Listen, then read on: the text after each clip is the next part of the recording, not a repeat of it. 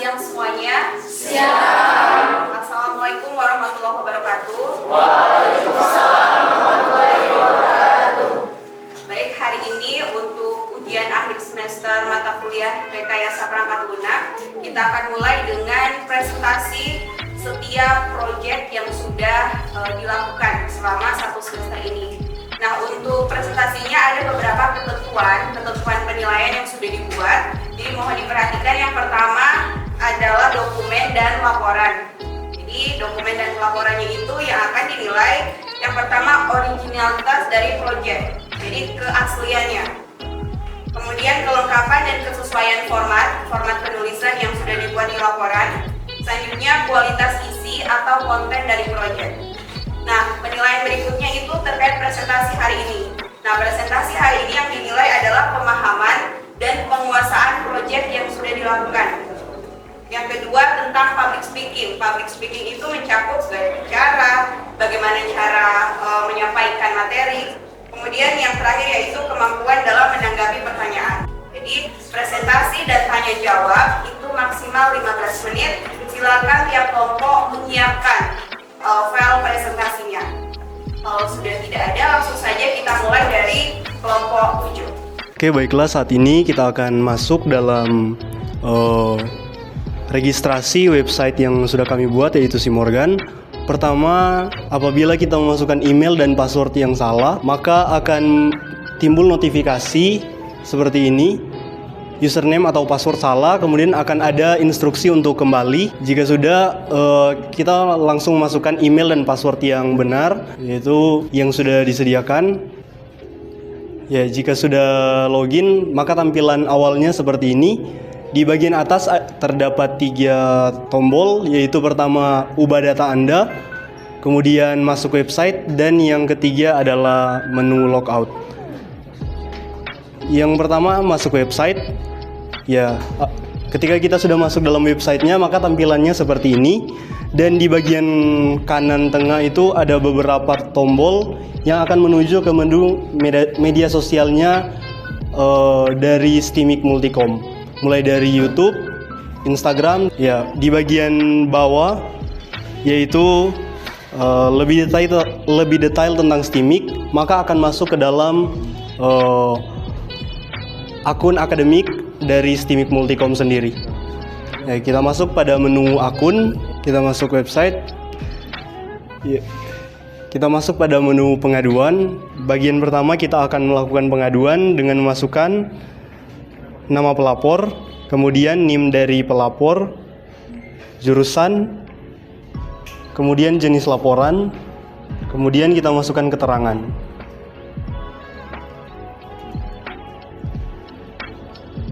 Ya, jika sudah, kita langsung kirim dan akan timbul notifikasi seperti ini. Dan jika kita mau mengecek dari laporan yang sudah kita buat, kita perlu memasukkan nomor laporan yang kita buat dari awal tadi. Kemudian kita cek, maka akan timbul laporan sama seperti yang kita buat pada pertama tadi. Kemudian kita kembali pada menu pendaftaran sini, hampir sama dengan menu pengaduan tadi. Kita perlu memasukkan nama, NIM, jurusan.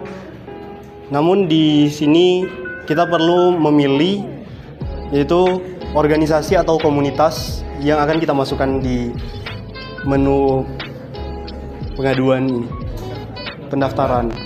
Kemudian kita masukkan alasan kenapa kita ingin mengikuti organisasi atau komunitas yang akan kita ikuti. Jika sudah, kita langsung kirim dan akan timbul notifikasi seperti ini. Jika sudah, apabila kita ingin mengeceknya kembali, kita bisa memasukkan lagi nomor yang sudah kita taruh di menu pendaftaran tadi.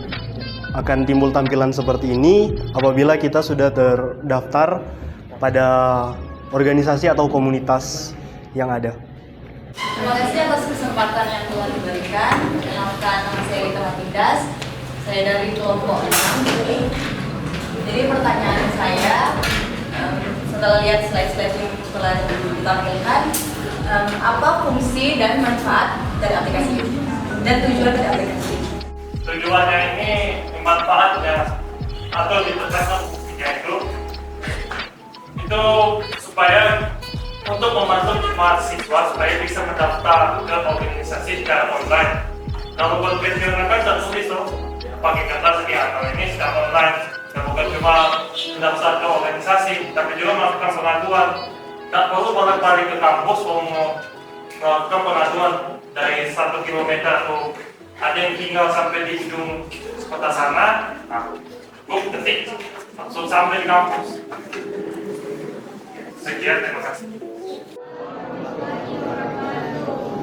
Terima kasih atas kesempatan yang diberikan. Kami dari kelompok 4 akan mempresentasikan hasil diskusi kami yang berjudul Rancangan Manajemen Pengembangan Bisnis Informasi Penjualan. Adapun nama-nama kelompok kami, yang pertama saya sendiri Giti Lestari Mamonto, yang kedua Dea Ananda Poluakan, yang ketiga Moh Wahyudi Bakari, yang keempat Pinkan Arsyika Tokolang, yang kelima Fania Paputungan, keenam Ahar Saputra Maonik. Selanjutnya materi akan dibacakan oleh teman saya yaitu Wahyu dan Aan. Di sini ada latar belakang masalah. Di era globalisasi yang berkembang pesat saat ini, internet merupakan teknologi yang memiliki cakupan sangat luas. Salah satu aktivitas perusahaan yang terpenting adalah aktivitas penjualan, di mana penjualan merupakan peran terpenting dana ujung tombak satu perusahaan. Pada perusahaan ini, sistem informasi penjualan yang telah berjalan sebelumnya memiliki beberapa kesalahan, di mana dalam proses penjualannya masih menggunakan sistem manual, belum tersentuh dengan sistem yang terkomputerisasi. Oleh karena itu, pengembangan bisnis sistem informasi penjualan ini bertujuan untuk memberikan tampilan antarmuka sistem yang lebih menarik sehingga mempermudah pengguna dalam melakukan kegiatan pada sistem. Tujuan dan manfaat penelitian ini adalah manajemen pengembangan bisnis sistem informasi penjualan yang dapat membantu dalam pengelolaan data, penyajian informasi. Adapun manfaat penelitian yaitu tersedianya manajemen penggunaan bisnis sistem informasi penjualan yang bisa membantu memberikan informasi dan bermanfaat bagi pihak konsumen, kasir, dan kurir. Gambaran konsep sistem. Jadi di sini ada admin, konsumen pelanggan, kurir, dan juga kasir. Kemudian penggunaan sistem. Admin berfungsi untuk mengelola berupa menghapus dan mengedit data serta dapat melakukan pengecekan stok barang lalu membuat laporan hasil penjualan. Kasir berfungsi untuk melakukan transaksi penjualan dengan pembeli serta mencetak struk penjualan. Konsumen berfungsi untuk melihat barang yang disukai kemudian melakukan pembelian. Kemudian kurir berfungsi mengantar pesanan. Konsumen kemudian melakukan informasi apabila pesanan sudah dikirim ke alamat tujuan. Kemudian analisis kebutuhan fungsional. Kebutuhan fungsional, orderan dan pemesanan. Usernya admin. Kedua, mencetak struk. Usernya kasir. Kemudian pembeli, usernya konsumen. Kemudian mengantar pesanan, usernya kurir. Kemudian analisis kebutuhan non-fungsional. Kebutuhan non-fungsional, satu, keamanan, usernya admin. Operasional, usernya kasir. Kemudian informasi, usernya konsumen. Kemudian kinerja, usernya kurir. Sistem lama yang sedang berjalan untuk konsumen. Konsumen datang ke toko melihat barang. Kasir memberikan informasi terbit barang. Selanjutnya konsumen menerima informasi. Konsumen memilih barang yang akan dibeli. Konsumen melakukan pembayaran. Kasir memberikan laporan catatan pada pemilik. Pemilik melihat catatan, melihat stok barang. Sistem lama yang sedang berjalan untuk konsumen. Konsumen datang ke toko melihat barang. Kasir memberikan informasi terbit barang. Selanjutnya konsumen menerima informasi, konsumen memilih barang yang akan dibeli, konsumen melakukan pembayaran, kasir memberikan laporan catatan pada pemilik, pemilik melihat catatan, melihat stok barang, pemilik melakukan pengadaan barang dan pengadaan barang baru, selanjutnya selesai. Selanjutnya sistem baru untuk admin. Admin memasukkan username dan password. Sistem memasukkan username dan password. Jika berhasil, masuk ke menu utama, kelola barang, kelola barang, sistem kelola barang masuk ke database. Admin barang dikelola, kelola akun dikelola, kelola laporan, sistem kelola akun, menerima laporan, dan selesai. Sistem baru untuk pembeli registrasi, melakukan registrasi, masukkan username dan password. Sistem memasukkan username dan password. Jika berhasil pembeli menu barang, masuk ke menu barang, pilih barang yang dipilih, batalkan pesanan, selanjutnya selesai. Ada 7 entitas. Ada entitas admin, ada entitas penjualan, akun, pembeli, detail pesanan, produk, dan pesanan. Selanjutnya perancangan proses di DFD. Admin memasukkan data barang produk ke sistem informasi penjualan dan menerima laporan penjualan. Kasir memasukkan laporan keuangan ke sistem informasi penjualan. Kurir memasukkan data penjualan dan menerima data pemesanan. Konsumen memasukkan data pembelian barang dan pembayaran ke sistem informasi penjualan dan menerima laporan produk. Selanjutnya di FD level 1, di sini ada 4 entitas, 4 proses dan 3 untuk level 2. Ada admin entitas. Admin memasukkan data akun ke proses tambah akun. Untuk entitas kasir memasukkan informasi akun ke tambah akun. Selanjutnya proses tambah akun memberikan informasi akun ke admin. Proses ubah akun memberikan informasi akun ke admin. Jadi di sini ada sistem informasi penjualan. Jadi kita diminta untuk memasukkan username dan juga password untuk login. Kemudian rancangan antarmuka beranda admin. Kemudian rancangan antarmuka kelola barang. Jadi di sini ada kode produk, nama produk, harga beli, harga jual, stok, dan profit. Kemudian rancangan antarmuka laporan. Jadi di sini penjualan terbaik 4 bulan terakhir, penjualan item terbaik, dan juga omset penjualan per tahun. Kemudian ini rancangan antarmuka akun. Ini rancangan antarmuka beranda kasir. Ini rancangan antarmuka cetak struk. Ini rancangan antarmuka beranda pembeli. Rancangan antarmuka keranjang. Metode pembayaran konsumen. Rancangan antarmuka beranda kurir. Rancangan antarmuka pesanan. Ini pesanan belum diantar dan pesanan yang sudah diantar. Selanjutnya kami buka sesi tanya jawab, dipersilakan. Nama saya Venus Ruangki Tokohan dari kelompok 7 Nusa TNI.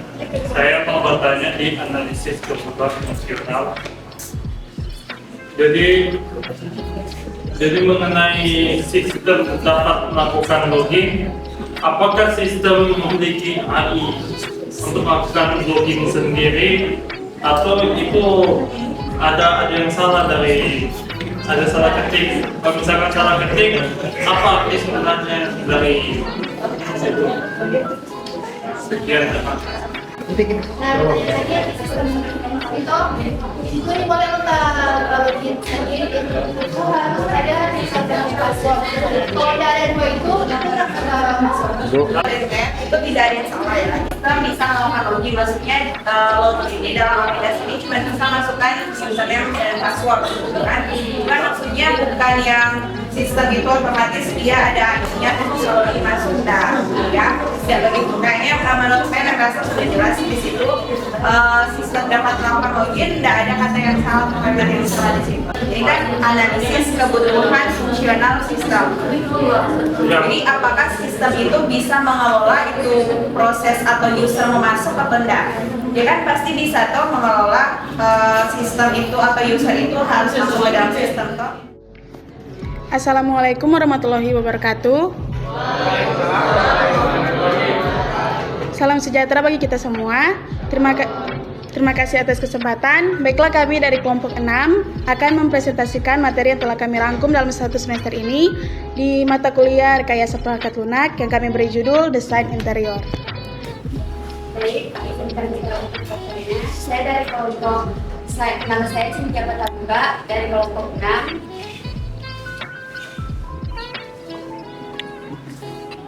Apa manfaat yang diperoleh emergensi dari penggunaan sistem informasi dalam pengelolaan bisnis mereka? Baiklah, di sini saya akan menjawab pertanyaan dari Cynthia Patabuka. Respon yang pertama adalah respon cepat, koordinasi lebih baik, pemantauan dan evaluasi, pelacakan dan analisis, dan pemberitahuan publik. Ini kenalkan nama saya Sri Rania Kita. Kami dari kelompok 9 ingin bertanya, apa tujuan Anda membuat aplikasi ini? Baiklah, terima kasih atas pertanyaannya. Tujuan kami untuk membuat aplikasi ini agar memudahkan masyarakat untuk dapat mengakses informasi tentang rumah sakit dengan lebih mudah. Baik, terima kasih. Assalamualaikum warahmatullahi wabarakatuh. Perkenalkan, nama saya Nurida Puspita Boy dari kelompok 6. Saya ingin bertanya, pada menu login itu, apakah kalian punya contoh prototipe? Bagaimana tampilan setelah login pada aplikasi? Terima kasih.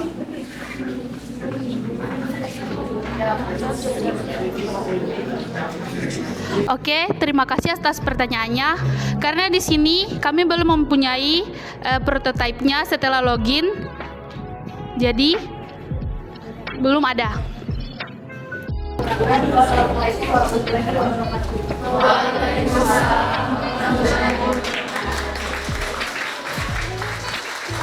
Baik, terima kasih atas kesempatan. Pertanyaan saya, ini kan aplikasi penjualan dari tawar. Nah, bagaimana sistem menjamin DP kualitas yang dia sementara yang ini kan dia sendiri apa dapat bikin kalau informasi atau yang hidup kan boleh sampai datang itu. Jadi bagaimana sistem menjamin DP kualitas? Baiklah, saya akan menjawab pertanyaan dari Fajri. Sistem menjamin untuk memilih ikan yang berkualitas dengan melihat ikan itu dengan produk yang bagus, dengan menjelaskan bahwa apa yang kita produksi ikan itu benar yang kita ambil dari pelayan. Ya. Berarti informasinya dilengkapi di deskripsi, cuma belum dibuat langsung. Iya. Belum ada tampilan. Terima kasih. Saya dari kelompok 3 ingin menanyakan, perkenalkan nama saya Sedikit. Saya apa strategi Anda untuk mengajak generasi muda terlibat dan tertarik dalam mempelajari dan merawat usaha budaya sumber Nusantara melalui aplikasi ini? Strategi yang pertama yang kurang lakukan itu memperkenalkan kelompok web ini pada teman-teman semua, berupa teman-teman yang di luar kampus juga, supaya orang tahu ada web ini yang orang ciptakan untuk memperkenalkan budaya Sulawesi Utara. Kemudian orang ada juga mungkin nantinya orang mau posting ini di media sosial untuk memperkenalkan ini lewat media sosial. Sebelumnya, terima kasih atas kesempatan yang telah diberikan. Saya dari kelompok 3 ingin bertanya untuk perancangan kalian. Ini saya akan bertanya apakah langkah-langkah yang akan diambil untuk memastikan bahwa aplikasi Posyandu dapat diakses oleh berbagai perangkat, termasuk handphone dengan spesifikasi reka yang mungkin digunakan untuk masyarakat.